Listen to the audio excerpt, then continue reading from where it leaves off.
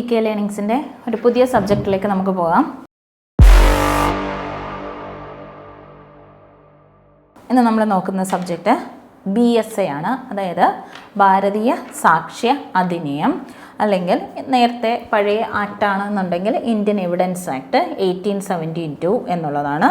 അപ്പം ഭാരതീയ സാക്ഷ്യ അധിനിയം 2023 ഇതാണ് നമ്മൾ നോക്കാൻ പോകുന്നത്.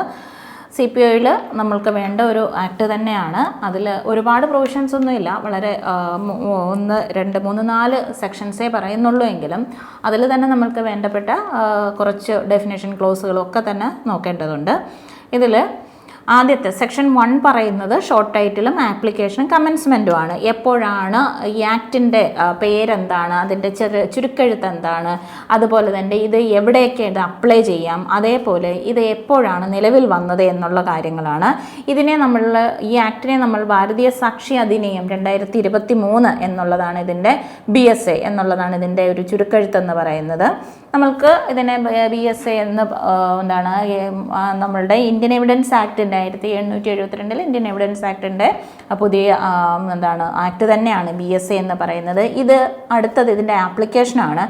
എവിടെയൊക്കെയാണ് ഈ BSA എടുത്ത് അതായത് നമ്മൾ ഇപ്പം കണ്ട കാര്യങ്ങൾ, ഇപ്പം നമ്മളുടെ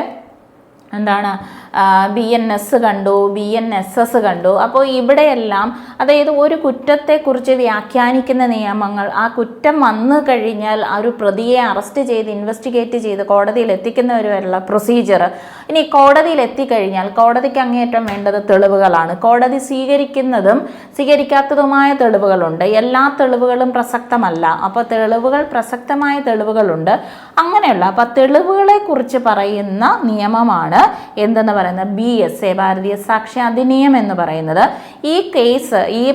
ഈ നിയമം എന്ന് പറയുന്നത് നമ്മൾക്ക് എല്ലാ ജുഡീഷ്യൽ പ്രൊസീഡിങ്സിനും, അതായത് കോടതികൾക്ക് മുമ്പിലുള്ള എല്ലാ കോടതികൾ എന്ന് പറയുന്ന എവിടെയൊക്കെ കോടതി എന്ന് പറയുന്നുണ്ടോ ആ കോടതികളിലുള്ള എല്ലാ പ്രൊസീഡിങ്സിനും, അതുപോലെ ഈ കോടതി എന്ന് പറയുമ്പോൾ കോർട്ട് മാർഷ്യൽസ് ആണ്, അതായത് പട്ടാള കോടതികൾക്കും ഇത് ബാധകമാണ്. എന്നാൽ ഏതെങ്കിലും തരത്തിലുള്ള സത്യവാങ്മൂലങ്ങൾ, അഫിഡവിറ്റുകൾ, അതായത് അഫിഡവിറ്റുകൾക്കോ അതല്ല ഏതെങ്കിലും ഓഫീസർമാർക്ക് മുന്നിൽ സമർപ്പിക്കുന്ന അഫിഡവിറ്റുകൾക്കോ ഒന്നും ഈ പറയുന്ന തെളിവ് നിയമം എന്ന് പറയുന്നത് ബാധകമല്ല. ഇത് നിലവിൽ വന്ന് 2023, അത് നിലവിൽ വന്ന വർഷം 2023 വിത്ത് ഇഫക്റ്റ് 1/7 1/7 തൊട്ടാണ് ഈ ആക്ട് നിലവിൽ വന്നത് എന്നുള്ളതാണ്. അപ്പോൾ ഈ ആക്ട് ആക്ട് 1/7/2024 വിത്ത് ഇഫക്റ്റ് ആയിട്ടുള്ളത്. ഡേറ്റ് പറയുന്നത് 1/7/2024 തൊട്ടാണ് ഈ ആക്ട് നിലവിൽ വന്നിട്ടുള്ളത്. ഓക്കെ, ദെൻ നമ്മൾ ഇതിൻ്റെ ഡെഫിനിഷൻ പാർട്ടിലേക്ക് പ്രധാനപ്പെട്ട ഡെഫിനിഷൻസ് എന്തൊക്കെയാണ് എന്ന് ചോദിച്ചു കഴിഞ്ഞാൽ ആദ്യത്തേതാണ് കോർട്ട് എന്ന് പറയുന്നത്. കോർട്ട് എന്ന് ഉദ്ദേശിക്കുന്നത് എല്ലാ ജഡ്ജസ്, മജിസ്ട്രേറ്റ്, അതുപോലെ തന്നെ എല്ലാ പേഴ്സൺസ് എക്സെപ്റ്റ് ആർബിട്രേറ്റർമാരില്ല, ജഡ്ജസും മജിസ്ട്രേറ്റിനെ ഒക്കെ തന്നെയാണ് ചേർത്ത് എന്തെന്ന് വിളിക്കുന്നത്, കോടതികൾ എന്ന് വിളിക്കുന്നത്. എന്നാൽ അതിനകത്തേക്ക് ആർബിട്രേറ്റർമാരും ലീഗലി ഓതറൈസ്ഡ്, അതായത് എവിഡൻസ് എടുക്കാൻ നിയമപരമായിട്ട് നിയോഗിച്ചിട്ടുള്ള ആർബിട്രേറ്റർ ഇവരൊന്നും ഉണ്ടായിരിക്കുന്നില്ല. Except arbitrators legally authorised to take evidence, ഇവർ ഒഴികെയുള്ള ആൾക്കാരെല്ലാമാണ് ജഡ്ജസിനെയും മജിസ്ട്രേറ്റിനെയൊക്കെയാണ് എന്തെന്ന് വിളിക്കുന്നത് കോടതികൾ എന്ന് പറയുന്നത്. അടുത്താണ് നിശ്ചായക തെളിവ് അല്ലെങ്കിൽ കൺക്ലൂസീവ് പ്രൂഫ് എന്ന് പറയും. കൺക്ലൂസീവ് ആണ്, അതായത് ഇനി അതിനകത്തേക്ക് നിങ്ങൾ തെളിവുകളൊന്നും തരണ്ട, അത് പൂർത്തിയായി കഴിഞ്ഞിരിക്കുന്നു എന്ന് പറയുന്നതാണ് നിശ്ചായ തെളിവുകൾ. കൺക്ലൂസീവ് പ്രൂഫ് എന്ന് പറഞ്ഞു കഴിഞ്ഞാൽ എപ്പോഴാണോ ഒരു വസ്തുത നമ്മൾ ഈ അധിനിയ പ്രകാരം, ഈ ആക്ട് പ്രകാരം ഒരു വസ്തുത തെളിയിക്കപ്പെട്ടതായിട്ട്, അതായത് കൺക്ലൂസീവ് പ്രൂഫ് ഒന്നും മറ്റൊന്നിൻ്റെ കൺക്ലൂസീവായിട്ട് പ്രൂഫായിട്ട് പറയുന്നത്.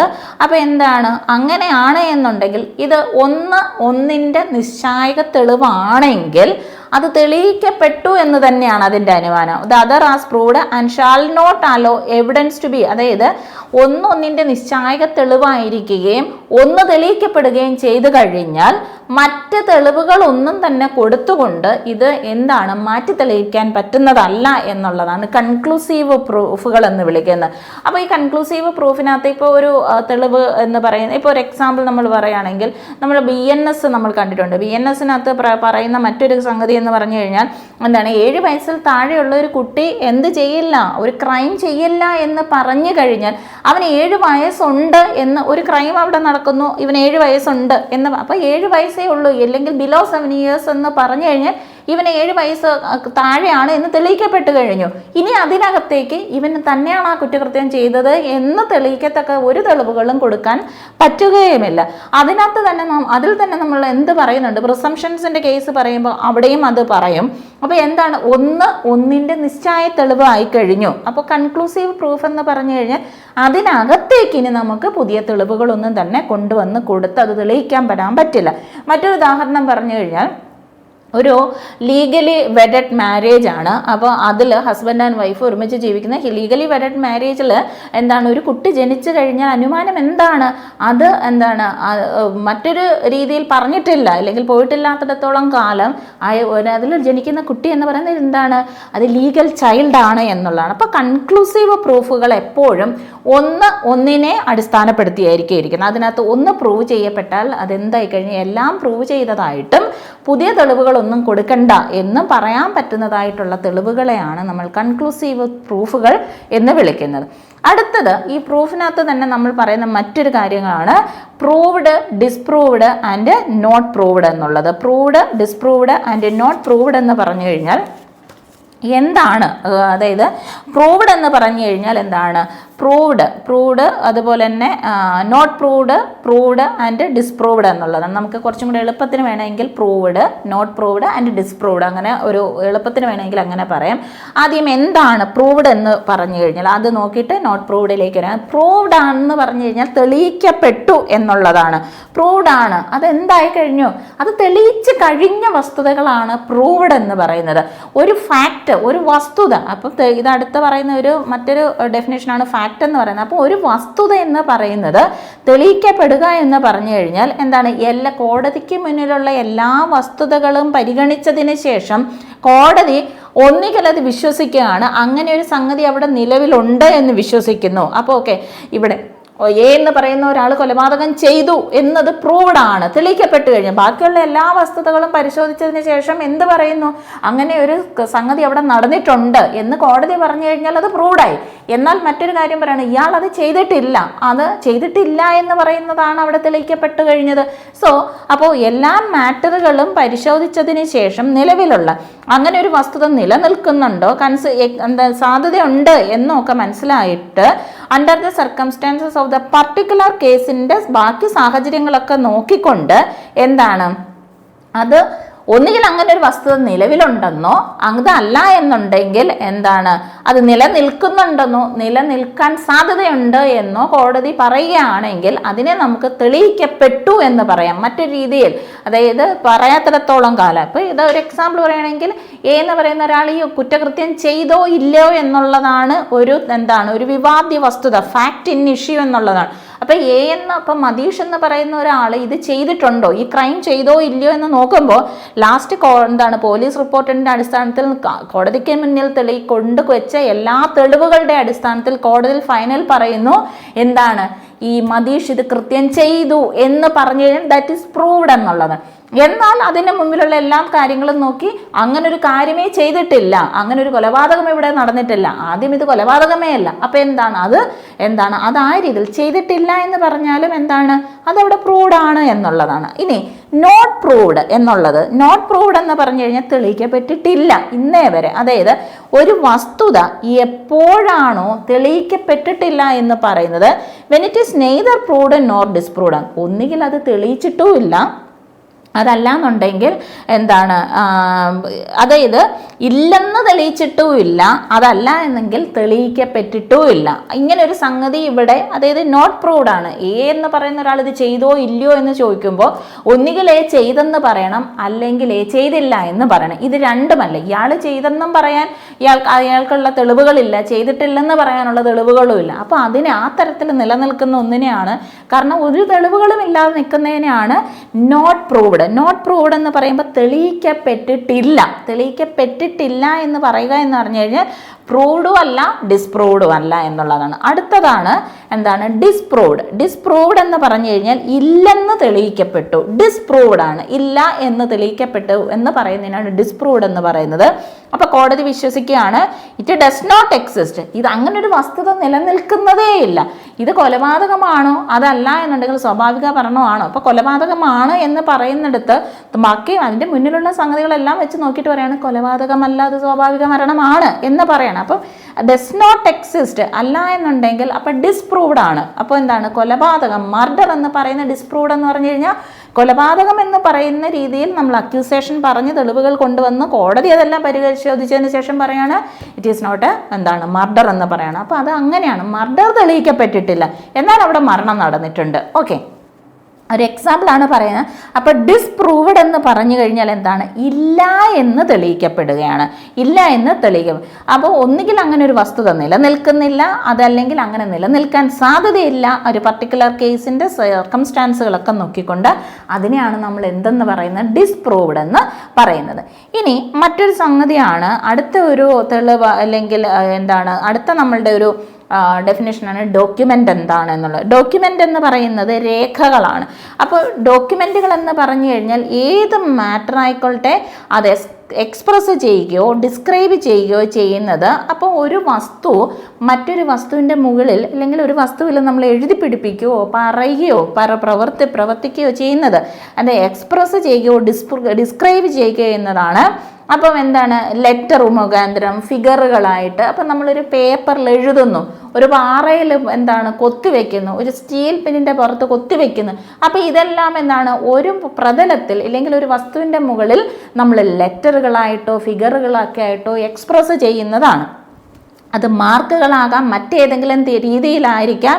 അപ്പോൾ എന്താണ് ഇതിൻ്റെ ഉദ്ദേശം എന്ന് പറഞ്ഞു കഴിഞ്ഞാൽ ഇൻറ്റൻറ്റ് ടു ബി യൂസ്ഡ് അല്ലെങ്കിൽ യൂസ് ചെയ്യുന്നതിൻ്റെ ഉദ്ദേശം എന്ന് പറയുന്നത് ഒരു ഇലക്ട്രോണിക്കോ ഡിജിറ്റൽ റെക്കോർഡുകളൊക്കെ ആയിട്ട് സൂക്ഷിക്കുക, രേഖപ്പെടുത്തി വെക്കുക, ഇതെല്ലാം തന്നെ എന്തിൻ്റെ പരിധിയിൽ വരും, ഡോക്യുമെൻ്റ്. അപ്പോൾ ഡോക്യുമെൻ്റ് എന്ന് പറയുന്നത് ഒരു പേപ്പറിൽ എഴുതിയ ലിഖിതം മാത്രമല്ല, അല്ല എന്നുണ്ടെങ്കിൽ ഡോക്യുമെൻറ്റേഷൻ എന്ന് പറയുന്നതാണ്. അത് ഇലക്ട്രോണിക് മീൻസിലാകാം, അതല്ല എന്നുണ്ടെങ്കിൽ ഇലക്ട്രോണിക് ആൻഡ് ഡിജിറ്റൽ മീൻസുകളിലാകാം.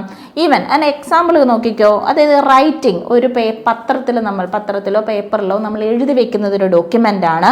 അതായത് words printed, lithographed or photographed are document. Print ചെയ്ത് വെക്കുന്നത്, കൊത്തി വെക്കുന്നത്, ഫോട്ടോ എടുത്ത് വെക്കുന്നത്, ഇതെല്ലാം ഡോക്യുമെൻറ്റുകളെന്ന് പിന്നീട് നമുക്ക് കോടതിയിലേക്ക് തെളിവുകളായിട്ട് സമർപ്പിക്കാൻ പറ്റുന്ന സംഗതികളാണ്. ഒരു മാപ്പ് എന്ന് പറയുന്നത് ഒരു മാപ്പ് എന്ന് പറയുന്നത് ഒരു ഡോക്യുമെൻ്റ് ആണ്. അതായത് ഒരു മെറ്റലിനകത്തോ സ്റ്റോണിനകത്തോ ഒക്കെ കാർവ് ചെയ്ത് വെക്കുന്നത്, അതെല്ലാം ഡോക്യുമെൻ്റ് ആണ്. കാരിക്കേച്ചറുകൾ ഒരു ഡോക്യുമെൻറ്റുകളാണ്. ഓക്കെ, അടുത്തതാണ് നമ്മൾക്ക് വേണ്ടത് ഫാക്റ്റ് എന്താണ്. അപ്പം വസ്തുത, അപ്പോൾ തെളിവ് ഈ പറയുന്ന BSA അല്ലെങ്കിൽ നമുക്ക് തെളിവ് നിയമത്തിനകത്ത് ഏറ്റവും കൂടുതൽ സാക്ഷ്യനിധിനിയം എന്ന് പറയുന്നതിനകത്ത് ഏറ്റവും കൂടുതൽ നമ്മൾക്ക് വേണ്ട ഒരു സംഗതി എന്ന് പറഞ്ഞു കഴിഞ്ഞാൽ വസ്തുതകളാണ്. എല്ലാം വസ്തുതകളാണ്. ഫാക്റ്റ് എന്ന് പറഞ്ഞു കഴിഞ്ഞാൽ ഏത് വസ്തു വേണമെങ്കിലാകാം. അത് ഒരു വസ്തുവാകാം, ഒരു സ്റ്റേറ്റ് ഓഫ് തിങ്, ഒരു വസ്തുവിൻ്റെ അതിൻ്റെ ഒരു സ്റ്റേറ്റ്, നിലവിലുള്ള ഒരു അവസ്ഥയാകാം. അതല്ല എന്നുണ്ടെങ്കിൽ relation of things capable of being അതായത് നമ്മളുടെ സെൻസുകൾ ഉപയോഗിച്ചുകൊണ്ട്. അപ്പോൾ ഈ സെൻസുകൾ ഉപയോഗിച്ചുകൊണ്ട് എന്താണ് ഈ സെൻസ് ഓർഗൻസ് ഉപയോഗിച്ചുകൊണ്ട് നമ്മൾക്ക് ഒന്നുകിൽ കാണാൻ പറ്റുന്ന, കേൾക്കാൻ പറ്റുന്ന, ടച്ച് ചെയ്തറിയാൻ പറ്റുന്ന, സ്മെല്ല് ചെയ്തറിയാൻ പറ്റുന്ന ആ രീതിയിലുള്ള എന്ത് വസ്തുതകളോ വസ്തുതകളുടെ അവസ്ഥാന്തരങ്ങളെ ഒക്കെ നമ്മൾക്ക് ഫാക്റ്റ് എന്ന് വിളിക്കാം. ഒരു ഇല്ലുസ്ട്രേഷൻ നോക്കിക്കേ. അതായത് ഒരു വ്യക്തി ഒരു സംഗതി കണ്ടു. ഇപ്പം നമ്മൾ റൂമിലേക്ക് കയറി ചെല്ലുമ്പോൾ ഒരു ഷെൽഫിൽ ഞാൻ അവിടെ ആദ്യം ചെല്ലുമ്പോൾ അവിടെ ആ ഷെൽഫിലെല്ലാം കൃത്യമായിട്ട് ഇതെല്ലാം വ്യക്തമായിട്ട് അടുക്കി കൃത്യമായിട്ട് അറേഞ്ച് ചെയ്ത് വെച്ചിരിക്കുകയായിരുന്നു എന്ന് പറയുന്നത് ഒരു ഫാക്റ്റാണ്, ഒരു വസ്തുതയാണ്. എന്നാൽ പിന്നീട് ചെന്നപ്പോൾ അത് അങ്ങനെ ആയിരുന്നില്ല കണ്ടത് എന്നൊക്കെ പറയുന്നതാണ്. അതൊരു ഫാക്റ്റാണ്, ഒരു വസ്തുതയാണ്.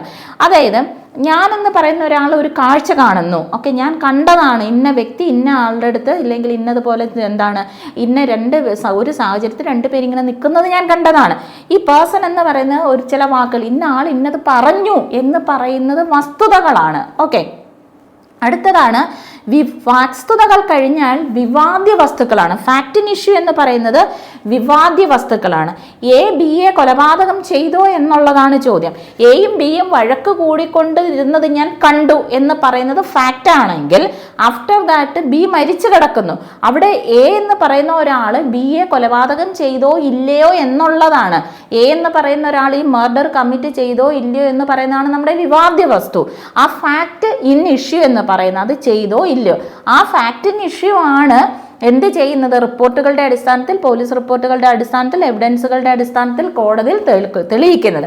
അപ്പോൾ ഫാക്ട് ഇൻ ഇഷ്യൂ എന്ന് പറഞ്ഞു കഴിഞ്ഞാൽ ഇതിനകത്ത് ഇൻക്ലൂഡ് ചെയ്യുന്നത് എയ്തർ ബൈ ഇറ്റ് സെൽഫ്, അല്ലെങ്കിൽ ഒന്ന് സ്വമേധയാലോ അല്ലെങ്കിൽ മറ്റേതെങ്കിലുമായി കണക്റ്റഡ് ആയിട്ടോ നിലനിൽക്കുകയോ അല്ലെങ്കിൽ എന്താണ് നിലനിൽക്കാതിരിക്കുകയോ അതിൻ്റെ നേച്ചർ അനുസരിച്ച് അതിൻ്റെ റൈറ്റ്, ലയബിലിറ്റി, ഡിസബിലിറ്റി. അപ്പോൾ ഈ പറയുന്ന ഫാക്ട് ഇൻ ഇഷ്യൂ എന്ന് പറഞ്ഞാൽ ഒരു സംഗതി നിലനിൽക്കുന്നുണ്ടോ അല്ലെങ്കിൽ നിലനിൽക്കുന്നില്ലേ, അതിനകത്ത് റൈറ്റ് ഉണ്ടോ, അവകാശങ്ങളാണോ ഉള്ളത്, ബാധ്യതകളാണോ ഉള്ളത്.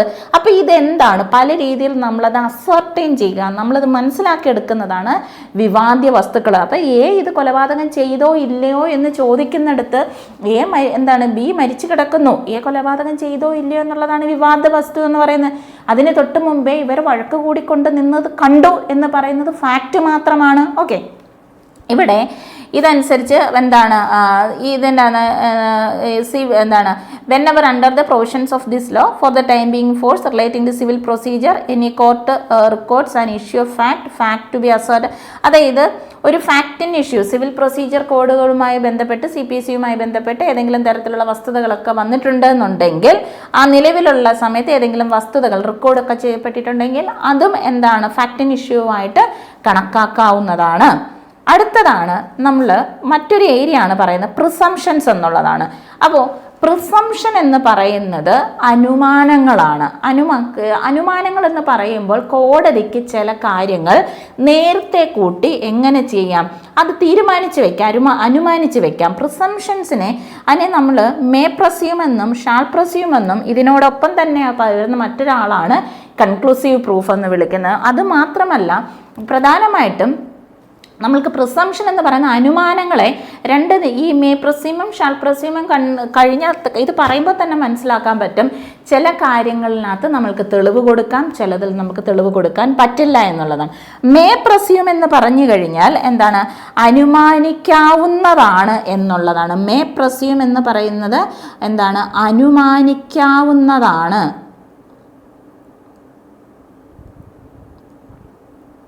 ഓക്കെ, എന്താണ് അനുമാനിക്കാവുന്നത്? മേ എന്നുള്ളതാണ്. വേണമെങ്കിൽ ചെയ്യാം. മേ എന്ന് പറയുന്നതിന് എന്താണ് കുറച്ചൊരു ഒരു സോഫ്റ്റ്നെസ്സിനുണ്ട് എന്ന് വേണമെങ്കിൽ പറയാം. മേ എന്നുള്ളതാണ് വേണമെങ്കിൽ അങ്ങനെ ചെയ്യാം അല്ലെങ്കിൽ ചെയ്യണ്ട എന്നുള്ളത്. Whenever it is provided by this അധിനിയം ദാറ്റ് കോർട്ട് മേ പ്രസ്യൂം. അപ്പോൾ കോടതി ഒരു ഫാക്ട് പ്രസ്യൂം ചെയ്യുന്നതെന്ന് പറഞ്ഞാൽ it may either regard such fact, ഒന്നുകിൽ കോടതിക്ക് അത് തെളിയിക്കപ്പെട്ടതായി അനുമാനിക്കാം, unless and until it is disproved or may call for proof of it എന്നുള്ളതാണ്. അത് തെളിയിക്കാത്തിടത്തോളം കാലം എന്താണ് മറിച്ച് തെളിയിക്കാത്തിടത്തോളം കാലം ആണ് കൊലപാതകം ചെയ്തത്, അല്ല എന്ന് മറ്റ് തെളിവുകൾ വരുന്നത് വരെ ആണ് ഇത് ചെയ്തത് എന്ന് വേണമെങ്കിൽ കോടതിക്ക് അനുമാനിക്കാം എന്നുള്ളത്. അല്ല എന്നുണ്ടെങ്കിൽ എന്താണ് may call for proof of it എന്നാണ്, അല്ലെങ്കിൽ എന്താണ് തെളിവുകൾ സ്വീകരിക്കാമെന്ന്. അപ്പം മേ പ്രിസംഷൻ എന്ന് പറയുമ്പോൾ കോടതിക്ക് എന്താണ് unless and until it is disproved, അത് തെളിയിക്കപ്പെടാത്തിടത്തോളം കാലം കോടതിക്ക് ഇത് തെളിയിക്കപ്പെട്ടതായിട്ട് പറയുകയോ അല്ലതല്ലെങ്കിൽ തെളിയിക്കാൻ വേണ്ടിയിട്ട് പുതിയ എവിഡൻസ് കൊണ്ടുവരാൻ കോൾ ഫോർ ചെയ്യാവുന്നതോ ആണ്. അതാണ് മേ പ്രസ്യൂം എന്ന് പറയുന്നത്. എന്നാൽ ഷാൾ പ്രസ്യൂം എന്ന് പറഞ്ഞു കഴിഞ്ഞാൽ അനുമാനിക്കേണ്ടതാണ്. എങ്ങനെയാണ് ഇത് അനുമാനിക്കേണ്ടതെന്ന് വെച്ച് കഴിഞ്ഞാൽ കോർട്ട് ഷാൾ പ്രസ്യൂം എന്ന് പറയുന്നത് ഇറ്റ് ഷാൾ, അതായത് ഇതിന് കുറച്ചും കൂടി ഷാൾ എന്ന് പറയുന്നതിന് കുറച്ചും കൂടി ആധികാരികത കൂടുതലാണ്. Presume fact it shall regard such fact as proved, അതെന്ത് ചെയ്തതായിട്ട് പറയുന്നു തെളിയിക്കപ്പെട്ടതായിട്ട് അനുമാനിക്കേണ്ടതാണ്. എങ്ങനെയാണ് unless and until it is disproved, തെളിയിക്കപ്പെടാത്തിടത്തോളം കാലം ഇത് തെളിയിക്കപ്പെട്ടതായിട്ട് തന്നെ തീരുമാനിക്കുകയും എന്നാൽ തെളിയിക്കുന്നതിലേക്ക് വേണ്ടിയിട്ട് പുതിയ തെളിവുകളൊന്നും സ്വീകരിക്കത്തതുമില്ല. അതായത് ഷാൽ പ്രസ്യൂം എന്ന് പറഞ്ഞാൽ ഓൾമോസ്റ്റ് വൈൻഡ് അപ്പ് ആയി, കംപ്ലീറ്റ് ആയി എന്നുള്ളതാണ്. പുതിയ തെളിവുകളൊന്നും സ്വീകരിക്കില്ല എന്നുള്ളത്. ഇവിടെ വെച്ച് തന്നെയാണ് നമ്മൾക്ക് എന്ത് വിളിക്കാവുന്നത്, രണ്ട് തരത്തിലുള്ള പ്രിസംഷൻസിനെ തന്നെ വീണ്ടും നമുക്ക് റെബ്യൂട്ടബിൾ പ്രിസംഷൻ എന്നും അതേപോലെ തന്നെ ഇറബ്യൂട്ടബിൾ പ്രിസംഷൻസ് എന്നും വിളിക്കാം. ഇറബ്യൂട്ടബിൾ പ്രിസംഷൻ എന്ന് പറഞ്ഞു കഴിഞ്ഞാൽ എന്താണ്, നമുക്ക് റെബ്യൂട്ട് ചെയ്യാം, അതായത് എതിർവാദം കൊണ്ട് ഖണ്ഡിക്കാം എന്നുള്ളതാണ്.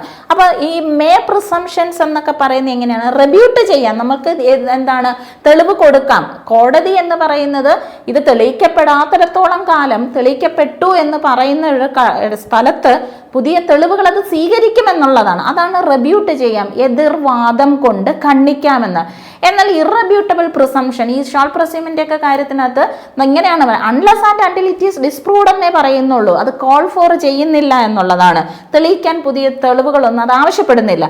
അപ്പോൾ എന്താണ് ഇറബ്യൂട്ടബിൾ പ്രിസംഷൻസ് എന്ന് പറഞ്ഞു കഴിഞ്ഞാൽ, ഇനി എന്താണ്, ഇപ്പോൾ ഒരു ഉദാഹരണം, റെബ്യൂട്ടബിൾ പ്രിസംഷൻ അല്ലെങ്കിൽ മേ പ്രസ്യൂം എന്ന് പറയുന്ന ഒരു എന്താണ്, വിവാഹം കഴിഞ്ഞ ഒരു സ്ത്രീ 7 വർഷത്തിനകത്ത് വെച്ച് എന്താണ് സംശയിക്കപ്പെടുന്ന സാഹചര്യത്തിൽ ഭർത്തൃ വീട്ടിലോ എവിടെയെങ്കിലും വെച്ച് മരണപ്പെടുന്നു. അസ്വാഭാവികമായിട്ടുള്ള മരണമാണ്. അപ്പം അതിൻ്റെ ഫസ്റ്റ് പ്രിസംഷൻ എന്ന് പറഞ്ഞാൽ എന്താണ്, അവിടെ എന്താണ് ഹസ്ബൻഡിൻ്റെ സൈഡിൽ നിന്നുള്ള ക്രൂവാലിറ്റീസ് ഉണ്ട് എന്നുള്ളതാണ്. അവരുടെ ഡൗറി റിലേറ്റഡ് ആയിട്ടൊക്കെയുള്ള എന്താണ് ഇതുണ്ട് എന്നാണ് പ്രിസംഷൻ. ഇനി അത് മറിച്ച് തെളിയിക്കണമെന്നുണ്ടെങ്കിൽ നിങ്ങൾ തെളിവ് കൊണ്ടുപോയത് അങ്ങനെയല്ല എന്ന് തെളിയിക്കുന്നത് വരെ ഹസ്ബൻഡിൻ്റെ റിലേറ്റീവ്സും ഇതിന് കുറ്റക്കാരാണ്. ഇല്ലാത്ത പക്ഷം ഇവർ പുതിയ തെളിവ് കൊണ്ടുവന്ന് കൊടുക്കണം. എന്നാൽ കണ്ടോ, ഇറബ്യൂട്ടബിൾ പ്രിസംഷൻ എന്ന് പറഞ്ഞു കഴിഞ്ഞാൽ നമ്മൾ നേരത്തെ കണ്ട അതേപോലെ തന്നെ 7 വയസ്സിൽ താഴെയുള്ള ഒരു കുട്ടി ഒരു ക്രൈം ചെയ്യില്ല എന്ന് പറഞ്ഞാൽ ചെയ്യത്തില്ല എന്നുള്ളത്. അത് തെളിയിക്കാൻ വേണ്ടി നിങ്ങൾ പുതിയ തെളിവും കൊണ്ട് ഇങ്ങോട്ട് വരികയും വേണ്ട. അതാണ് മേ പ്രിസംഷൻ ആൻഡ് അല്ലെങ്കിൽ മേ പ്രസ്യൂം, അതേപോലെ തന്നെ ഷാൽ പ്രസ്യൂം. അതിനെ മറ്റൊരു രീതിയിൽ പറഞ്ഞാൽ കൺക്ലൂസീവ് അല്ലെങ്കിൽ റെബ്യൂട്ടബിൾ ചെയ്യാൻ പറ്റുന്നതും ഇറബ്യൂട്ട് ചെയ്യാൻ പറ്റുന്നത്. റെബ്യൂട്ടബിൾ പുതിയ തെളിവുകൾ കൊണ്ടുവന്ന് എതിർവാദം കൊണ്ട് ഖണ്ഡിക്കാമെങ്കിൽ ഇറബ്യൂട്ടബിൾ പ്രിസംഷൻസിനകത്ത് നമ്മൾക്ക് എതിർവാദം കൊണ്ട് ഖണ്ഡിക്കാൻ പറ്റുകയില്ല എന്നുള്ളതാണ്. ഇനി അടുത്തതാണ്, അടുത്ത നമ്മൾ കാണുന്നതാണ് ഇത് സെക്ഷൻ 23. അത് നമുക്ക് സിലബസ് അനുസരിച്ച് പറയുന്ന ഇതാണ് ഹൗ മച്ച്. അതായത് ഇതിൽ പറയുന്നത് നമ്മളുടെ Indian evidence act Indian evidence act section 27 Indian evidence ആക്ടിൻ്റെ സെക്ഷൻ 27 ആണ്. ഭാരതീയ സാക്ഷി അധിനിയമത്തിൽ അത് സെക്ഷൻ 23 ആയിട്ടാണ് പറയുന്നത്. അവിടെ പറയുന്നത് സെക്ഷൻ 23 ഇങ്ങനെയാണ്, കൺഫെഷൻ ടു പോലീസ് ഓഫീസർ മൊത്തത്തിലാണ് അത് പറയുന്നത്. 23 എന്ന് പറയുന്നത് അതായത് how much of information, 27 Indian evidence ആക്ടിൻ്റെ സെക്ഷൻ 27 ഇതാണ് പറയുന്നത്, how much of information received from accused may be proved എന്നുള്ളതാണ്. ഒരു കുറ്റം ആരോപിക്കപ്പെട്ട ഒരു വ്യക്തിയിൽ നിന്നും കിട്ടുന്ന എന്താണ് ഇൻഫർമേഷൻസ് എത്രത്തോളം നമ്മൾ തെളിയിക്കണം എന്നുള്ളതാണ് പറയുന്നത്. അത് നമ്മൾ ഈ സാക്ഷി അധിനിയമത്തിലേക്ക് വരുമ്പം അത് 23 എന്ന് പറയുന്ന സെക്ഷൻ മൊത്തം. അപ്പോൾ ഇപ്പം കൺഫെഷൻ എന്ന് പറയുന്നത് നമ്മൾ BNSSൽ പഠിച്ചതാണ്. കൺഫെഷൻസ് എപ്പോഴും ഒരു മജിസ്ട്രേറ്റിന്റെ മുമ്പിൽ പറയേണ്ടതാണ്. അപ്പോൾ no confession made to a police officer shall be proved as against the person accused of. അപ്പം പോലീസ് ഓഫീസറിന്റെ മുന്നിൽ പറയുന്ന കൺഫെഷൻസ് എന്ന് പറയുന്നത് എന്താണ്, ചെയ്യേണ്ട കാര്യമില്ല, നോ കൺഫെഷൻ എന്നുള്ളതാണ്. No confession made to police officer shall be proved. അപ്പോൾ പോലീസ് ഓഫീസർക്ക് മുമ്പിൽ പറയേണ്ട കൺഫെഷൻസ് പ്രൂവ് ചെയ്യേണ്ട കാര്യമില്ല. മറിച്ച് കൺഫെഷൻ ആകണം എന്നുണ്ടെങ്കിൽ അതൊരു മജിസ്ട്രേറ്റിന്റെ അടുത്ത് തന്നെ പറയണം. ഇനി കൺഫെഷൻ എന്ന് പറയുന്നത് made by a person while he is in the custody of a police officer unless it is made in the immediate presence of magistrate shall be proved. എന്നാൽ പോലീസ് കസ്റ്റഡിയിൽ ഇരിക്കുന്ന ഒരു വ്യക്തി ഒരു മജിസ്ട്രേറ്റിന്റെ പ്രസൻസിൽ മജിസ്ട്രേറ്റിനോട് പറയുന്നതാണ് എന്നുണ്ടെങ്കിൽ അത് തെളിയിക്കണം എന്നുള്ളതാണ്. അത് മാത്രമല്ല എപ്പോഴാണോ ഈ വസ്തുത എന്ന് പറയുന്നത് എങ്ങനെയാണ് അപ്പം പോലീസിന്റെ അടുത്ത് പറയുന്ന ഈ ഒരു ഇൻഫർമേഷൻ എന്ന് പറയുന്നത് ഈ കുറ്റം ആരോപിക്കപ്പെട്ട വ്യക്തിയിൽ നിന്ന് നമുക്കൊരു ഇൻഫർമേഷൻ കിട്ടി. നമ്മളെന്ന് പറയുമ്പോൾ പോലീസ് ഉദ്യോഗസ്ഥർക്ക് ഒരു ഇൻഫർമേഷൻ കിട്ടി എന്നുണ്ടെങ്കിൽ ഇൻ ദ കസ്റ്റഡിയിൽ ഇരിക്കുമ്പോഴാണ് so much of such information whether it amounts to confession. അപ്പോൾ അത് ആ ഇൻഫർമേഷൻ എന്ന് പറയുന്ന അയാൾ കുറ്റം സമ്മതിച്ചതാകാം സമ്മതിക്കാത്തതാകാം, ഓക്കെ, കൺഫെഷൻ ആയിക്കൊള്ളട്ടെ അല്ലാതെ ആയിക്കൊള്ളട്ടെ, ആസ് ഇറ്റ് റിലേറ്റ്സ് ടു എന്താണ്, അപ്പോൾ എന്താണ് അത് ഒരു വസ്തുതയുമായിട്ട് അങ്ങേയറ്റം എന്താണ് ഡിസ്കവർ ചെയ്യുന്നത്, അതായത് ഡിസ്റ്റിങ്ക്ലി ടു അതായത് അത് ആ ഒരു വസ്തുവുമായിട്ട് അങ്ങേയറ്റം റിലേറ്റ് ചെയ്ത് കിടക്കുന്നുണ്ടെങ്കിൽ അത് പ്രൂവ് ചെയ്യണം. അപ്പോൾ ഒരു പോലീസ് കസ്റ്റഡിയിലിരുന്ന് ഒരാൾ പറയുന്ന ഒരു സംഗതി എന്താണ്, ഞാനൊരു കൊലപാതകം ചെയ്തിട്ടുണ്ട്, അതിൻ്റെ എന്താണ് ഈ ആയുധം ഞാനൊരിടത്ത് ഒളിപ്പിച്ച് വെച്ചിരിക്കുന്നു എന്ന് പറഞ്ഞു കഴിഞ്ഞാൽ എന്താണ്, ഞാൻ കൊലപാതകം ചെയ്തു, ഞാൻ ആയുധം ഇന്നടുത്ത് ഒളിപ്പിച്ച് വെച്ചിരിക്കുന്നു എന്ന് പറയാണ്. അപ്പോൾ ഇത് കൺഫെഷനായിട്ടല്ല നമ്മളിവിടെ രേഖപ്പെടുത്തുന്നത്, അയാളൊരു സ്റ്റേറ്റ്മെന്റ് പറയാണ്. അത് എന്താണ്, കൺഫെഷൻ ആണെങ്കിലും അല്ലെങ്കിലും ഇവിടെ കൊലപാതകം നടന്നു എന്നുള്ളൊരു സംഗതി സത്യമാണെങ്കിൽ അയാൾ പറഞ്ഞ സ്ഥലത്ത് പോയി നോക്കണം, കുഴിച്ചു നോക്കിയപ്പോൾ നമുക്ക് എന്ത് കിട്ടി, ആയുധം കിട്ടിയെങ്കിൽ എന്താണ്, ഈ വസ്തുതയുമായിട്ട് അങ്ങേയറ്റം റിലേറ്റഡ് ആയി കിടക്കുകയല്ലേ ഇത്. അതുകൊണ്ട് എന്ത് ചെയ്യണം, അത് പ്രൂവ് ചെയ്യണം എന്നുള്ളതാണ്, ആയുധം കിട്ടിയോ ഇല്ലയോ എന്നുള്ളതാണ്. അപ്പോൾ ഈ പറഞ്ഞ മൊഴി എന്ന് പറയുന്നത് തെളിയിക്കപ്പെടണം. ഇയാൾ പറഞ്ഞതുപോലെ തന്നെ അവിടെ അത് ഒളിപ്പിച്ച് വെച്ചിട്ടുണ്ട്. അപ്പം നമ്മൾ ഇപ്പം പറഞ്ഞത് എന്താണ്, ഒരു പോലീസ് ഉദ്യോഗസ്ഥൻ്റെ അടുത്ത് പറഞ്ഞ തെളിവ് ഏതൊക്കെ സാഹചര്യത്തിൽ തെളിയിക്കണം. കൺഫെഷൻ എന്ന് പറയുന്നത് പോലീസിനോട് പറഞ്ഞ കൺഫെഷൻ തെളിയിക്കപ്പെടേണ്ട, പക്ഷേ മജിസ്ട്രേറ്റിൻ്റെ മുന്നിൽ പറഞ്ഞ കൺഫെഷൻ ആണെങ്കിൽ തെളിയിക്കണം. ഇനി കൺഫെഷൻ ആണെങ്കിലും അല്ലെങ്കിലും അതൊരു ഈ പറഞ്ഞ ഇൻഫർമേഷൻ ഇപ്പം നിലവിലുള്ള ഒരു കേസുമായിട്ട് അങ്ങേയറ്റം റിലേറ്റഡ് ആണെന്നുണ്ടെങ്കിൽ ആ വസ്തുതയും ഇനി അടുത്ത നമ്മൾ പറയുന്നത് എന്താണ്, BSA ഭാരതീയ സാക്ഷ്യ അധിനിയമത്തിലെ സെക്ഷൻ 26, അതുപോലെ തന്നെ ഓൾഡ് ആക്ട്, ഇന്ത്യൻ എവിഡൻസ് ആക്ടിൻ്റെ സെക്ഷൻ എന്ന് പറയുന്നത് സെക്ഷൻ 32. അപ്പം എവിഡൻസ് ആക്ടിൻ്റെ സെക്ഷൻ 32 അത് തന്നെയാണ് സെക്ഷൻ 26 എത്തുമ്പോൾ, അല്ല സെക്ഷൻ 26 നമ്മളിവിടെ പറയുന്നത് എന്താണ്, ഭാരതീയ സാക്ഷ്യ അധിനിയം BSA പറയുന്നത് cases in which a statement of relevant fact by person who is dead or cannot be found etc. എന്നുള്ളതാണ്. അതായത് ഇവിടെ പറയുന്നത് ചില കേസുകളിൽ നമ്മൾക്ക് എന്ത് ചെയ്യാൻ പറ്റത്തില്ല, സാക്ഷികളെയൊക്കെ നമ്മൾക്ക് വിളിച്ച് വരുത്താൻ പറ്റാത്ത ചില സാഹചര്യങ്ങളുണ്ടാവും. അപ്പോൾ സെക്ഷൻ 26 ഇതാണ്, മരിച്ചു പോവുകയോ കണ്ടെത്താൻ സാധിക്കാതെ ഇരിക്കുകയോ മറ്റോ ചെയ്യുന്ന ആൾ. അപ്പോൾ ഒരു വ്യക്തി മരിച്ചു പോവുക, അപ്പം നമ്മളൊക്കെ മരിച്ചു പോകുന്ന ഒരു വ്യക്തി പറയുന്ന, അതായത് ഇപ്പോൾ ഒരാൾ എന്താണ് അയാളുടെ ഡൈയിങ് ഡിക്ലറേഷൻ പറയുന്നു, മരിക്കാൻ വരുന്നതിന് തൊട്ട് മുമ്പ് പറയുന്ന ഒരു കാര്യമാണ്. പക്ഷെ ആള് ഈ മരണമൊഴി രേഖപ്പെടുത്തി കുറച്ച് ദിവസം കഴിഞ്ഞ് ആള് മരിച്ചുപോയി. അപ്പോൾ എന്താണ്, ഈ പറഞ്ഞ മൊഴി സത്യമാണോ അല്ലയോ എന്നൊക്കെ പറയാൻ പിന്നീട് ഇയാളെ വിളിച്ചു വരുത്താനൊന്നും പറ്റുന്ന കാര്യമല്ല. അപ്പോൾ എന്താണ്, അപ്പോൾ സെക്ഷൻ 26 BSA അല്ലെങ്കിൽ ഓൾഡ് ആക്ട്, ഇന്ത്യൻ എവിഡൻസ് ആക്ടിൻ്റെ സെക്ഷൻ 32 ഇതാണ് പറയുന്നത്. ഏതൊക്കെ സാഹചര്യങ്ങളിലാണ് മരിച്ചു പോവുകയോ കണ്ടെത്താൻ സാധിക്കാതെ ഇരിക്കുകയോ മറ്റോ ചെയ്യുന്ന അയാൾ ചില പ്രസക്ത വസ്തുതയെക്കുറിച്ച് ചെയ്യുന്ന പ്രസ്താവനകൾ എപ്പോഴൊക്കെയാണ് അപ്പോൾ പ്രസക്ത വസ്തുതയെക്കുറിച്ച് നടത്തുന്ന പ്രസ്താവനകൾ ഏതൊക്കെ സാഹചര്യങ്ങൾ പ്രസക്തമാകും. അതായത് ഈ കേസുകൾ ഏതെല്ലാം തന്നെ കോടതികൾ എന്ന് പറയുന്ന എല്ലാ തെളിവുകളും അതെന്തായിട്ട് എടുക്കില്ല, അത് റെലവൻ്റ് ആയിട്ടുള്ള വസ്തുതകൾ, റെലവൻ്റ് ആയിട്ടുള്ള എവിഡൻസുകൾ, റെലവൻ്റ് ആയിട്ടുള്ള പ്രസക്തമായിട്ടുള്ള വസ്തുതകളും പ്രസക്തമായിട്ടുള്ള തെളിവുകളും മാത്രമേ കോടതി സ്വീകരിക്കുകയുള്ളൂ. അപ്പോൾ ആ സ്വീകരിക്കുന്ന തെളിവുകളെ കുറിച്ചൊക്കെയാണ് നമ്മൾ എവിഡൻസിൽ പഠിക്കുന്നത്. ഓക്കെ, അപ്പോൾ സെക്ഷൻ 26 പറയുന്ന കാര്യങ്ങൾ എന്ന് പറഞ്ഞു കഴിഞ്ഞാൽ, മരിച്ചു പോകുന്ന ഒരു വ്യക്തി, കണ്ടെത്താൻ സാധിക്കാത്ത ഒരു വ്യക്തി, അവര് പ്രസക്തമായിട്ടുള്ള ചില വസ്തുതകളെക്കുറിച്ച് പ്രസക്തമായിട്ടുള്ള ചില കാര്യങ്ങൾ പറയുന്നു. അങ്ങനെയുള്ള കാര്യങ്ങളുടെ പ്രസക്തിയെക്കുറിച്ചാണ് നമ്മൾ പറയുന്നത്. അപ്പോൾ ഈ സ്റ്റേറ്റ്മെൻറ്റുകൾ എന്ന് പറയുന്നത് ചിലപ്പോൾ അത് എഴുതിയതായിരിക്കാം, റിട്ടൺ ആയിരിക്കാം, വെർബൽ ആയിരിക്കാം, അല്ലെങ്കിൽ റെലവൻറ്റ് ഫാക്റ്റ് മേക്ക് ചെയ്യുന്നതെന്ന് പറഞ്ഞത് ഓക്കെ, അത് ചിലപ്പോൾ അത് പറഞ്ഞതായിരിക്കാം. ഓക്കെ, ഓൾറെഡി അത് പറഞ്ഞ കാര്യമാണ്, അതല്ലെങ്കിൽ എഴുതിയ കാര്യമാണ്. ഈ റെലവൻറ്റ് ഫാക്റ്റ് മേക്ക് ചെയ്ത ആളെന്ന് പറഞ്ഞ ആൾ മരിച്ചുപോയി. അതല്ല എന്നുണ്ടെങ്കിൽ അയാളെ കണ്ടുകിട്ടാൻ സാധിക്കുന്നില്ല, ഹു കനോട്ട് ബി ഫൗണ്ട് ആണ്.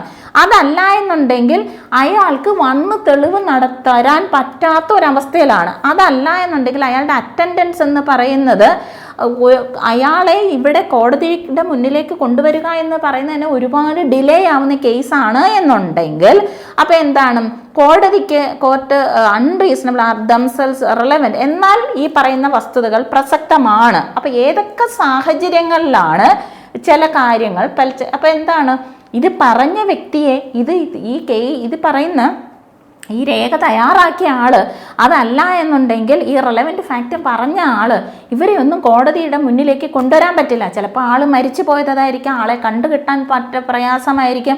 അതല്ല എന്നുണ്ടെങ്കിൽ അയാൾക്ക് ഇപ്പോൾ തെളിവ് നൽകാൻ പറ്റുന്ന കോമാവസ്ഥയിൽ കിടക്കുന്ന ഒരാളാണ്, എവിഡൻസ് നൽകാൻ പറ്റുന്ന ഒരവസ്ഥയിലല്ല. അതുമല്ലെങ്കിൽ ഈ മനുഷ്യനെ ഇവിടെ കോടതിയുടെ മുന്നിലേക്ക് ഇയാൾ തന്നെയാണോ ഇത് പറഞ്ഞത്, ഇയാളുടെ ഒപ്പ് തന്നെയാണോ ഇട്ടതെന്നൊക്കെ കൊണ്ടുവരണമെന്നുണ്ടെങ്കിൽ ടൂ മച്ച് ഡിലേ ആകുന്ന സാഹചര്യങ്ങളിൽ ഏതൊക്കെ സാഹചര്യങ്ങളിലാണ് കോടതി എന്ത് ചെയ്യും? ഓക്കെ, നിങ്ങൾ വരണ്ട, നിങ്ങൾ മേക്ക് ചെയ്ത ആളെ കിട്ടണ്ട, ആള് മരിച്ചു പോയതാണ്, ആള് കൊണ്ടുവരണ്ട, ആളെ ഈ പറയുന്ന ചില സാഹചര്യങ്ങളിൽ മാത്രം ആളെ കൊണ്ടുവന്നില്ലെങ്കിൽ പോലും അത് പ്രസക്തമാണ്, കോടതി കൺസിഡർ ചെയ്യും. ഓക്കെ, ഇന്ന സാഹചര്യങ്ങളിൽ ഇന്ന ഡോക്യുമെന്റുകളെല്ലാം കോടതി അറ്റ്ലീസ്റ്റ് അത് കോടതി മുഖവിലക്കെടുക്കും, തെളിവുകളായിട്ട് അത് സ്വീകരിക്കും ആളില്ലെങ്കിൽ പോലും. അത് ഏതൊക്കെ സാഹചര്യങ്ങളാണെന്ന് ചോദിച്ചു കഴിഞ്ഞാൽ, ആദ്യത്തെ സാഹചര്യം when it relate to cause of death. ഒരാളുടെ cause of when it relates to cause of death എന്നുള്ളതാണ്. ഒരു വ്യക്തി പറഞ്ഞ കാര്യങ്ങൾ അയാളുടെ മരണകാരണത്തെ സംബന്ധിച്ചിട്ടാണെന്നുണ്ടെങ്കിൽ, അതാണ് മരണമൊഴി പറഞ്ഞിട്ട് ആളങ്ങ് തട്ടിപ്പോയി എങ്കിൽ അത് പ്രസക്തമാണ് എന്നുള്ളതാണ്.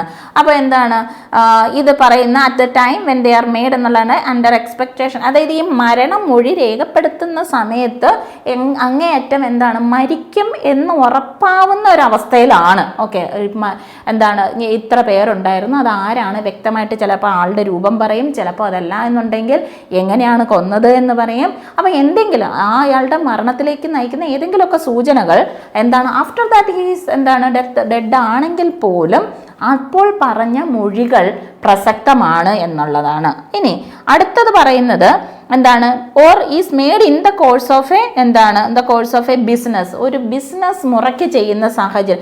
അപ്പോൾ course in the during ordinary course of business ആണെന്നുണ്ടെങ്കിൽ ഈ സ്റ്റേറ്റ്മെന്റുകളൊക്കെ മേക്ക് ചെയ്യുന്നത് ഓർഡിനറി കോഴ്സ് ഓഫ് ബിസിനസിന്റെ നേച്ചറിലാണ് എന്നുണ്ടെങ്കിൽ, അപ്പോൾ അതൊരു മെമ്മോറണ്ടമോ അതല്ലെങ്കിൽ സാധാരണയായിട്ട് ഈ ബിസിനസ് മുറയ്ക്ക് ചെയ്യേണ്ട രീതിയിൽ ഒരു അക്നോളജ്മെൻറ്റുകളോ അതല്ലെങ്കിൽ മണി റെസീപ്റ്റുകളോ സെക്യൂരിറ്റികളോ പ്രോപ്പർട്ടികളോ ഒക്കെ ഏത് രീതിയിൽ ചില ഡോക്യുമെൻറ്റുകളാണ്, ചില രേഖകളാണ്, ചില എഗ്രിമെൻറ്റുകളാണ്, ചില കോൺട്രാക്റ്റുകളാണ്. അതൊരു ബിസിനസ് മുറയാണ്. അപ്പോൾ ഒരു രണ്ട് പേര് തമ്മിൽ ബിസിനസ് ചെയ്യുന്നതിൻ്റെ ഭാഗമായിട്ട് രേഖപ്പെടുത്തേണ്ട കാര്യങ്ങളാണ്, ലെറ്ററോ ഒക്കെ ആണെന്നുണ്ടെങ്കിൽ ആ document usually dated written or signed by him എന്നുള്ള പറയുന്നത് രണ്ട് പേര് എഴുതി തയ്യാറാക്കി ഒരു പാർട്ട്ണർഷിപ്പ് ഫോം തുടങ്ങാൻ പോകുന്നു. അതല്ല എന്നുണ്ടെങ്കിൽ ഒരു സൊസൈറ്റി രജിസ്റ്റർ ചെയ്യുന്നു, ഒരു കമ്പനി സ്റ്റാർട്ട് ചെയ്യുന്നു, അതുമായി ബന്ധപ്പെട്ട ഡോക്യുമെൻറ്റുകളൊക്കെ ചെയ്യുന്നു. അപ്പോൾ ഈ പറഞ്ഞ കാര്യങ്ങളൊക്കെ ഇപ്പോൾ ഇത് ക്രിയേറ്റ് ചെയ്ത് കഴിഞ്ഞ ആളെ കിട്ടിയില്ലെങ്കിൽ പോലും ഈ ഉണ്ടാക്കി വെച്ചിരിക്കുന്ന ഈ ഡോക്യുമെൻറ്റുകൾ പ്രസക്തമാണ് എന്നുള്ളതാണ്. അടുത്തതാണ് or it is against interest of maker എന്നുള്ളതാണ്. അപ്പോൾ മേക്ക് ചെയ്ത വ്യക്തിയുടെ താല്പര്യങ്ങൾക്ക് എഗെയിൻസ്റ്റ് ആണ്. It would expose him or would have exposed him criminal prosecution or to suit or damage. Statement is against the pecuniary or proprietary interest of the person എന്നുള്ളതാണ്. ഇത് make ചെയ്ത വ്യക്തിയുടെ വ്യക്തിപരമായിട്ടുള്ള താല്പര്യങ്ങൾക്കോ പെക്യൂനറി മണി റിലേറ്റഡ് ആയിട്ടുള്ള ഒക്കെ താല്പര്യങ്ങൾക്ക് എഗെയിൻസ്റ്റ് ആയിട്ടാണ് ഈ ഡോക്യുമെന്റ് എന്നെങ്കിൽ പോലും അതിനും പ്രസക്തമാണ് എന്നുള്ളതാണ്. നാലാമത് പറയുന്നത് opinion as to public right, custom അല്ലെങ്കിൽ മാറ്റേഴ്സ് ഓഫ് ജനറൽ ഇൻട്രസ്റ്റ് എന്നുള്ളതാണ്. അപ്പോൾ പബ്ലിക് റൈറ്റ്, കസ്റ്റം അല്ലെങ്കിൽ മാറ്റേഴ്സ് ഓഫ് പബ്ലിക് അല്ലെങ്കിൽ ജനറൽ ഇൻട്രസ്റ്റ് എന്നുള്ള ഒരു പൊതുവായ അവകാശത്തെക്കുറിച്ചോ ചില കസ്റ്റങ്ങളെക്കുറിച്ചോ അതല്ലെങ്കിൽ മൊത്തത്തിൽ ജനറൽ പബ്ലിക്കിന് ഒരേപോലെ ഇൻട്രസ്റ്റ് ആകുന്ന ചില മാറ്ററുകളെ കുറിച്ച് പറയുന്ന ചില ഒപ്പീനിയനുകൾ എന്ന് പറയുന്നത് അയാൾക്ക് വ്യക്തമായ ബോധ്യത്തോടുകൂടി പറയുന്ന ആ സ്റ്റേറ്റ്മെൻറ്റുകൾ എന്ന് പറഞ്ഞു കഴിഞ്ഞാൽ ഇപ്പോൾ രണ്ട് പേര് തമ്മിൽ ഒരാളുടെ പ്രോപ്പർട്ടിയിലൂടെ മറ്റൊരാൾക്ക് വഴി നടക്കാനുണ്ട്, ഒരാളുടെ അവകാശം എന്ന് പറയും. അന്ന് പറയുന്നത് അതൊരു റൈറ്റാണ്, അതവിടെ നിലനിൽക്കുന്നുണ്ടോ ഇല്ലയോ എന്നുള്ളതാണ്. അപ്പോൾ ആ തരത്തിൽ നേരത്തെ ഇപ്പം ആ ഒരു പ്രോപ്പർട്ടിയിൽ ഈ റൈറ്റ് ഉണ്ടോ ഇല്ലയോ എന്ന് പറയുന്നത്, അല്ലെങ്കിൽ ആ റൈറ്റ് ഉണ്ട് എന്ന് പറയുന്നത് അത് പ്രസക്തമായിട്ടുള്ള ഒരു ഭാഗമാണ്. അടുത്ത പറയുന്നു ഇറ്റ് റിലേറ്റ്സ് ദ അല്ലെങ്കിൽ എക്സിസ്റ്റൻസ് ഓഫ് ഇനി ഒരു റിലേഷൻഷിപ്പിൻ്റെ അതായത് നിലനിൽക്കുന്ന ഒരു റിലേഷൻഷിപ്പ് എന്ന ബ്ലഡ് വഴിയാകാം, മാരേജ് വഴിയാകാം, അഡോപ്ഷൻ വഴിയാകാം. ഓക്കെ, ഈ പറയുന്ന ഒരു റിലേഷൻഷിപ്പ് നിലനിൽക്കുന്നുണ്ടോ ഇല്ലയോ എന്നോ ഒരു ഡിസ്പ്യൂട്ട് വരുമ്പോൾ ആ ഒരു ഡിസ്പ്യൂട്ട് വരുമ്പോൾ ഇത് എന്താണ്, ഇത് അച്ഛനാണ്, ഇല്ലെങ്കിൽ അമ്മയാണ്, മകനാണ്, മകളാണ്, അതല്ലെങ്കിൽ ഹസ്ബൻഡാണ്, വൈഫാണ്, അല്ലെങ്കിൽ ഇതെൻ്റെ അഡോപ്റ്റീവായിട്ടുള്ള എന്താണ് മകനാണ്, മകളാണ് എന്നൊക്കെ പറയുന്ന ഏതെങ്കിലും ഒരു ഡിസ്പ്യൂട്ട് വരുമ്പോൾ, ഒരു പ്രശ്നം വരുമ്പോൾ ആ പ്രശ്നത്തിൽ ഈ പാർട്ടികൾ തമ്മിൽ ഏതെങ്കിലും തരത്തിലുള്ള റിലേഷൻ ഉണ്ടോ ഇല്ലയോ എന്ന് പറയുന്നത് എന്താണ്, ഈ നമ്മളുടെ പ്രസക്തമായിട്ടുള്ള സംഗതിയാണ്. ഓക്കെ, അടുത്തതാണ് ഈ സ്റ്റേറ്റ്മെൻറ്റ് എന്ന് പറയുന്നത് ബ്ലഡ് റിലേഷനെ പറ്റിയിട്ടുള്ളതാണ് എന്നുണ്ടെങ്കിൽ പ്രസക്തമാണ്. ബ്ലഡ് റിലേഷൻഷിപ്പ് സ്റ്റേറ്റ്മെൻറ്റ് എന്ന് പറയുന്നത് ബ്ലഡ് റിലേഷൻഷിപ്പോ മാരേജോ അഡോപ്ഷനോ ഒക്കെ ആയിട്ടുള്ള, ഇപ്പോൾ മരിച്ചുപോയ വ്യക്തികൾ തമ്മിലുള്ള ഈ മരിച്ചുപോയ വ്യക്തിയുമായിട്ട് ബ്ലഡ് റിലേഷനിൽ പെട്ടതോ മാരേജോ അഡോപ്ഷനോ ഏതെങ്കിലും തരത്തിലുള്ള ഒരു റിലേഷൻഷിപ്പ് പറയുകയാണ് എന്നുണ്ടെങ്കിൽ എന്താണ്, അപ്പോൾ ഈ ഡിസീസ്ഡ് പേഴ്സൺ എന്ന് പറയുന്നത് ഒരു പ്രത്യേക ഫാമിലിയിലുള്ളതോ ഒക്കെ പെട്ടതാണോ എന്നൊക്കെ പറയുന്നത് അത് എന്താണ്, അത് പ്രസക്തമായിട്ടുള്ളതാണ്. അത് മാത്രമല്ല ഈ സ്റ്റേറ്റ്മെന്റ് എന്ന് പറയുന്നത് എന്താണ്, ഒരു ഡീഡ്, വില്ല് അതൊക്കെ ആയിട്ട് ബന്ധപ്പെട്ടാണെങ്കിൽ, അതുമല്ലെങ്കിൽ the statement was made by a number of persons, ഒരുപാട് ആളുകൾ, പല ആളുകൾ പല ആളുകൾ ചെയ്ത ഒരു വിഷയം അതിൽ പ്രസക്തമായിട്ടുള്ള and expressed feelings or impressions on their part എന്നുള്ളതാണ്. അപ്പോൾ ഇവിടെ പറയുന്നത് പല ആളുകൾ ചെയ്തിട്ടുള്ളതോ ആ പ്രശ്ന വിഷയത്തിൽ പ്രസക്തമായിട്ടുള്ള ചില വികാരങ്ങൾ പ്രകടിപ്പിച്ചുകൊണ്ട് പറഞ്ഞിട്ടുള്ളതോ ഒക്കെ ആയിട്ടുള്ള കാര്യങ്ങളാണെങ്കിൽ പോലും എന്താണ്, ഇപ്പം ഇത് മേക്ക് ചെയ്ത ആൾക്കാർ ഇവിടെ ഉണ്ടായിരിക്കില്ല, ഈ പറഞ്ഞ വ്യക്തികൾ ഇവിടെ ഉണ്ടായിരിക്കില്ല, എന്നാൽ പോലും ഈ വ്യക്തികളെ എന്താണ്, ആ പറഞ്ഞ വ്യക്തികളെ വീണ്ടും തെളിവെടുപ്പിനായിട്ട് ഇവിടെ കൊണ്ടുവരാൻ പറ്റത്തില്ല, എന്നാൽ പോലും കോടതിയുടെ മുമ്പിൽ എന്താണ്, ഇത് തെളിവായിട്ട് കോടതി സ്വീകരിക്കും എന്നുള്ളതാണ്. ഇവിടെ ഇപ്പോൾ നമ്മൾ നിർത്തിയ ഒരു കാര്യം എന്ന് പറഞ്ഞു കഴിഞ്ഞാൽ, മരിച്ചു പോയിട്ടായിട്ടുള്ള ആളോ അല്ലെങ്കിൽ ഇയാളെ കൊണ്ടുവരാൻ പാടൊക്കെയുള്ള കാര്യങ്ങളിൽ കോടതി ഇത് തെളിവായി സ്വീകരിക്കും എന്നല്ലേ പറഞ്ഞത്. അപ്പോൾ ഇവിടെ ഒരു ഇലിസ്ട്രേഷൻ ക്വസ്റ്റ്യൻ എന്ന് പറയുന്നത് എ എന്ന് പറയുന്നത് ബി എന്ന് പറയുന്ന വ്യക്തിയാണോ എയെ കൊന്നത് എന്നുള്ളതാണ് ചോദ്യം. അല്ലെങ്കിൽ എ എന്ന് പറയുന്നത് ഡൈസ് ഓഫ് ഇഞ്ചുറി, അതായത് എന്താണ്, ഈ എ എന്ന് പറയുന്നത് റേപ്പ് നടന്ന സമയത്താണോ എ മരിച്ചത് എന്നുള്ളതാണ് ചോദ്യം. അപ്പോൾ ഇവിടെ ക്വസ്റ്റ്യൻ എന്ന് പറയുന്നത് ബി എന്ന് പറയുന്ന വ്യക്തി എ എന്ന് പറയുന്ന ആളെ റേപ്പ് ചെയ്തിട്ടുണ്ടോ, അതല്ല എന്നുണ്ടെങ്കിൽ ഈ എ എന്ന് പറയുന്നത് ബിയാൽ മരണപ്പെട്ടതാണോ എന്നൊക്കെ ഉള്ളതാണ്. അപ്പോൾ ഇവിടെ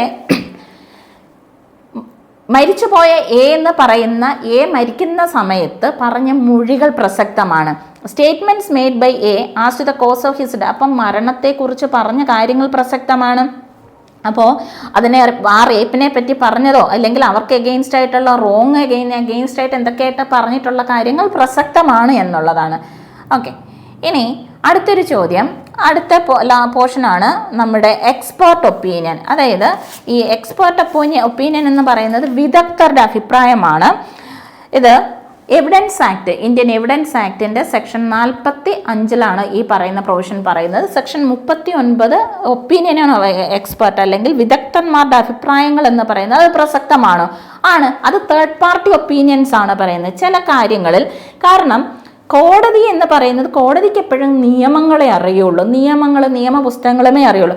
അതിന് പുറത്ത് ഇപ്പോൾ ഒരു സർജറി നടന്നു, ആ സർജറിയിൽ ഒരു പിഴവുണ്ട്. അപ്പോൾ സർജറി എന്താണെന്ന്, അത് എങ്ങനെയാണ് നടത്തേണ്ടതെന്നും അതൊരു മെഡിക്കൽ പ്രാക്ടീഷണർക്ക് അത് പറയാൻ പറ്റുള്ളൂ. ഇനി ഒരു ഇലക്ട്രോണിക് ഡോക്യുമെന്റ്, ആ ഇലക്ട്രോണിക് ഡോക്യുമെന്റ് എന്ന് പറയുമ്പോൾ ആ ഡോക്യുമെന്റിന്റെ പ്രസക്ത ഭാഗങ്ങൾ എന്താണ്, ഇലക്ട്രോണിക് ഡോക്യുമെന്റ് അതിനകത്ത് പറയുന്ന സോഫ്റ്റ്വെയർ റിലേറ്റഡ് ആയിട്ടുള്ള കാര്യങ്ങൾ അതിൻ്റെ ഒരു എക്സ്പെർട്ടിനെ പറയാൻ പറ്റുള്ളൂ. അപ്പോൾ ഓരോ മാറ്ററുകളും വ്യത്യസ്തമായിട്ട്, അപ്പോൾ നിയമത്തിന് പുറത്ത് മറ്റ് കാര്യങ്ങളെക്കുറിച്ച് അറിയണമെന്നുണ്ടെങ്കിൽ അതിൽ വിദഗ്ധരായിട്ടുള്ള അഭിപ്രായം കോടതി അന്വേഷിക്കും. ഓക്കെ, കോടതി അവരുടെ അഭിപ്രായങ്ങൾ ചോദിച്ചിട്ട് അതിനെ മുഖവിലക്കെടുക്കും. അതാണ് ഒപ്പീനിയൻ ഓഫ് എക്സ്പേർട്ടുകൾ എന്ന് വിളിക്കുന്നത്. അപ്പോൾ കോടതിയുടെ ഒരു അനുമാനത്തിൽ, ഒപ്പീനിയനിൽ ഏതെങ്കിലും ഒരു പോയിന്റിൽ, ചിലപ്പോൾ അത് ഫോറിൻ നിയമത്തെക്കുറിച്ചായിരിക്കും, ഇന്ത്യൻ ലോ അല്ലല്ലോ, ഫോറിൻ ലോകളും ഉണ്ട്. അപ്പോൾ ഫോറിൻ ലോയിലെ കുറിച്ചോ അത് സയൻസിനെ കുറിച്ചോ ആർട്ടിനെ കുറിച്ചോ മറ്റേതെങ്കിലും ഫീൽഡുകളാകാം. അതായത് ചിലപ്പോൾ അത് ഒരു ഹാൻഡ് റൈറ്റിംഗ് ഐഡൻറ്റിഫൈ ചെയ്യണം. അപ്പോൾ ഹാൻഡ് റൈറ്റിംഗ് ഐഡൻറ്റിഫൈ ചെയ്യണമെന്നുണ്ടെങ്കിൽ ആ ഹാൻഡ് റൈറ്റിംഗ് ഐഡൻറ്റിഫൈ ചെയ്യുന്ന എക്സ്പേർട്ടുകളെ കൊണ്ടുവന്ന് അവരുടെ അഭിപ്രായം, അപ്പോൾ ഇത് മതീഷിൻ്റെ ഒപ്പ് തന്നെയാണോ, സിഗ്നേച്ചർ തന്നെയാണോ അല്ലയോ എന്ന് നോക്കുന്നിടത്ത് മതീഷിൻ്റെ ഒപ്പം ആണ് എന്ന് പറയണമെന്നുണ്ടെങ്കിൽ അത് മതീഷ് ഇല്ലാത്തിടത്തോളം കാലം ഒരു എക്സ്പേർട്ട് വന്ന് അതിന് ഒപ്പീനിയൻ പറയണമെന്നുള്ളതാണ്. അതുപോലെ തന്നെ finger expressions, opinions upon the point of person. അതായത് സ്പെഷ്യലി സ്കിൽഡ് ചില ഫോറിൻ ലോകളിൽ, സയൻസിൽ, ആർട്ടിൽ, മറ്റെന്തെങ്കിലും ഫീൽഡിലൊക്കെ സ്പെഷ്യലി സ്കിൽഡ് ആയിട്ടുള്ള വ്യക്തികളുടെ എന്താണ് ഒപ്പീനിയൻസ് കോടതി തിരക്കുകയും, കാരണം നിയമത്തിനപ്പുറം മറ്റ് ഫീൽഡുകളിൽ കോടതിക്ക് അറിയാത്ത കാര്യങ്ങൾ എക്സ്പെർട്ട് ഒപ്പീനിയൻ സ്വീകരിക്കുക, അതിന്മേൽ എന്ത് ചെയ്യാം, അതിന്മേൽ ഉത്തരവ് പറയാവുന്നതുമാണ്. ഓക്കെ, അതായത് ഇവിടെ ഒരു എന്താണ് ക്വസ്റ്റ്യൻ എന്ന് പറയുന്നത് whether the death of a was caused by poison, വിഷം കാരണമാണോ എ മരിച്ചത് എന്നുള്ളതാണ് ചോദ്യം. അപ്പം എക്സ്പെർട്ട് ഒപ്പീനിയൻ പറയുന്നതെന്ന് പറഞ്ഞു കഴിഞ്ഞാൽ ഈ സിംറ്റംസ് പ്രകാരം എന്താണ് പോയിസൺ വഴി തന്നെ, ബൈ ദ പോയിസൺ ബൈ വെച്ച് a supposed to have died as relevant എന്നുള്ള, അപ്പം എന്താണ് ഇത് ആ ഒരു വിഷം തന്നെ ആകാം കാരണം എന്ന് പറയുന്നത് റെലവെന്റ് ആണ്. ഓക്കെ, ഇനി അടുത്തൊരു ചോദ്യമാണ്, എ എന്ന് പറയുന്ന ഒരു വ്യക്തി ചില പ്രവൃത്തി ചെയ്യുന്ന സമയത്ത് ഈ അൺസൗണ്ട്നെസ് ഓഫ് മൈൻഡ് അല്ലെങ്കിൽ ആ പ്രവൃത്തിയുടെ നേച്ചർ അറിയാത്തത് കാരണമോ എന്താണ്, അതായത് അറ്റ് ദ ടൈം ആ പ്രവൃത്തി ചെയ്യുന്ന സമയത്ത് അൺസൗണ്ട്നെസ് ഓഫ് മൈൻഡ് ഉണ്ടോ അല്ലെങ്കിൽ വല്ല ഏതെങ്കിലും ഇൻകാപ്പാസിറ്റി വല്ലതും ഉണ്ടോ എന്നൊക്കെ അറിയുന്നിടത്ത് ഈ എക്സ്പെർട്ട് ഒപ്പീനിയൻ എന്ന് പറഞ്ഞു കഴിഞ്ഞാൽ ഇയാൾ കാണിച്ച സിംറ്റംസ് എന്താണ് അൺസൗണ്ട്നെസ്സിൻ്റെ ആണോ, അതല്ലെങ്കിൽ ആ സമയത്ത് ഇൻസൈനായിട്ട് വല്ലതും ആക്ട് ചെയ്യുന്നത്, അല്ലെങ്കിൽ ഇയാൾ ചെയ്യുന്ന പ്രവൃത്തിയുടെ നേച്ചർ എന്താണ് എന്നുള്ളതൊക്കെ ഇയാൾക്ക് അറിയുന്നുണ്ടോ എന്നുള്ളതാണ്. ഇപ്പോൾ കഴിഞ്ഞ ദിവസം തന്നെ ഒരു അമ്മ 3.5 വയസ്സുള്ള ഒരു കുട്ടിയെ പുഴയിൽ എറിഞ്ഞു കൊന്നു. അപ്പോൾ ആ സമയത്ത് അത് അവരുടെ മാനസികാവസ്ഥ, അതായത് at the time of doing such an act എന്ന് പറയുന്നത് അൺസൗണ്ട്നെസ് ആണോ, അത് എന്ത് പ്രവൃത്തിയാണ് ചെയ്യുന്നത്, അപ്പം മാനസികാവസ്ഥ എന്ന് പറയുന്നത് പരിശോധിക്കണം, എക്സ്പെർട്ട് ഒപ്പീനിയൻ എടുക്കണം, അതിൻ്റെ വിദഗ്ധരെ കൊണ്ട്, അതിൻ്റെ ഡോക്ടർമാരെ കൊണ്ട് പരിശോധിപ്പിക്കണം. അങ്ങനെ പറയുന്ന ഒപ്പീനിയൻ എന്ന് പറയുന്നത് കോടതി പരിഗണിക്കും എന്നുള്ളതാണ്. ഓക്കെ, ഇനി ഈ തരത്തിൽ ഇങ്ങനെ ഒപ്പീനിയൻസ് എടുക്കുകയാണെന്നുണ്ടെങ്കിൽ, അതുപോലെ തന്നെ ഈ ഇലക്ട്രോണിക് എവിഡൻസുകളൊക്കെ വരുവാണെന്നുണ്ടെങ്കിൽ അത് ഇലക്ട്രോണിക് എവിഡൻസുകളുമായി ബന്ധപ്പെട്ട കാര്യങ്ങളിലും കോടതിക്ക് എക്സ്പെർട്ട് ഒപ്പീനിയൻ സ്വീകരിക്കാവുന്നതാണ്. അത് മാത്രമല്ല ഈ ഇലക്ട്രോണിക് എവിഡൻസുകളിൽ ഇലക്ട്രോണിക് എവിഡൻസ് എക്സാമിൻ ചെയ്യുന്ന ആൾക്കാരെ നമ്മൾ എന്തായിട്ടേ കാണുകയുള്ളൂ, ഒരു എക്സ്പെർട്ടായിട്ടേ കാണുകയുള്ളൂ. സോ അപ്പോൾ ഈ എവിഡൻസിൽ പ്രധാനമായിട്ടും നമുക്ക് നോക്കാനുള്ള അതിൽ ഷോർട്ട് ടൈറ്റിൽ, എക്സ്റ്റെൻഡ്, കമൻസ്മെൻറ്റ്, അതുപോലെ തന്നെ സെക്ഷൻ 23, ഓൾഡ് സെക്ഷൻ 27, പിന്നെ സെക്ഷൻ 26 അത് എവിഡൻസ് ആക്ടിൽ സെക്ഷൻ 32, ദെൻ സെക്ഷൻ